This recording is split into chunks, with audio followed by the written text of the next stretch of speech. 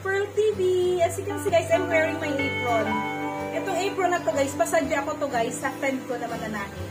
And siguro kung nagpagawa ka nito ng mga 5 or 6, pinamigay ko yung mga iba sa raffle, yung mga winners. Pinaganan ko din ng mga Tupperware items, like that. So, ayun, as you can see, naalala ko nga, kasi nung nakaraan ang suit-suit ko yung Tupperware. So, yun guys, kakaluto ko lang creamy pasta carbonara. Okay? So, kanina guys, habang nagla-live ako, nag-taste review ako ng niluto kong pasta. Ngayon sabi ko, something's kulang. Yung creaminess ng niluluto ko, hindi ko ano ayun pala guys. Thanks God, I have realized that what I'm lacking in what I'm cooking a while ago is the cheese. So, buti na lang meron akong mozzarella cheese. And then, I have this one, original, Edam cheese. Okay, so in this video guys, ayun, magte-taste review si Ma'am Shi. Kukuha tayo at magte-taste review ako. Titingnan natin kung perfect na siya. Umuulan na guys. Tatapusin natin ng mabilis to without further ado. Ang sahog ko nito guys, bacon.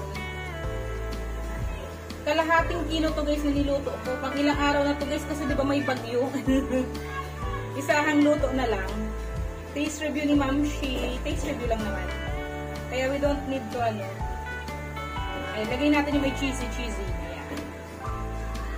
Yammers. Taste review. Taste review yung mukbang na to. Lunch ko na to guys. And then I added the spice nga kanina, ground pepper. So let's check. Ayan. Maraming din yung ko guys. Ilagay na bacon. Siguro ako mga 8 strips of bacon yung in-slice ko.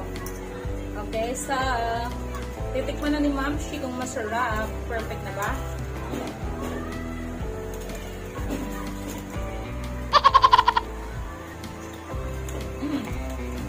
Kami ko ganito.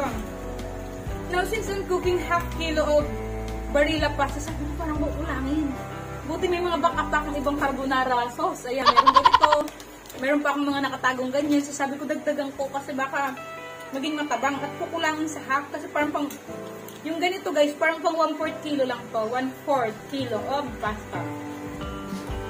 So, I cook a Barilla pasta, half kilo. Okay?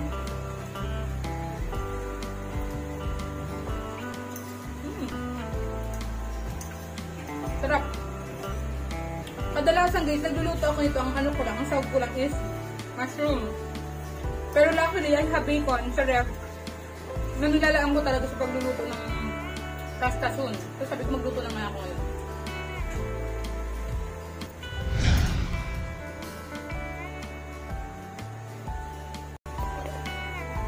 So sakto lang guys, hindi siya masyadong maalat. Hindi siya maalat, tama lang talaga. Cheesy lang talaga siya. There is no sipa of alat in what I have cooked, okay? So,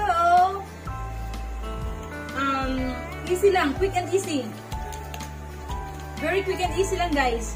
Mag-ano lang kayo ng bacon, mag-prito na kayo ng bacon ahead of time. At least mga 6 to 8 strips of bacon. That's for the, 1 box of 500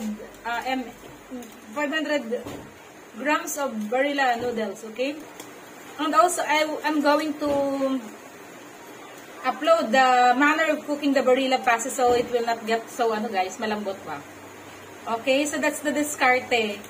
So you can use that for business if you would love to do. Business, food making, di ba? Kaya nyo mag-cater. Okay, ako naman, very confident naman ako na kaya ko na. Kasi it's been a long time that I keep on cooking. Even then, when I'm in college, I used to help my board mates in cooking, like macaroni soup. And I really love cooking, guys. Okay? And, of course, please don't forget to like and subscribe if you are watching this in YouTube or in Facebook, guys. Bye and thanks for watching, guys. God bless. Okay? You would love to buy like this. I have a stock of this. And I'm selling this for only 199 pesos. Okay? Do you want to buy like this, guys? I'm not giving this for free. I'm just selling this for 199. I have a stock. No more free right now. You need to purchase Pearl TV apron. Okay? So do you want to buy? I have one stock only of apron. 199. PM me in Pearl TV Facebook, okay? This is my merchandise in this channel. Pearl TV apron. Bye!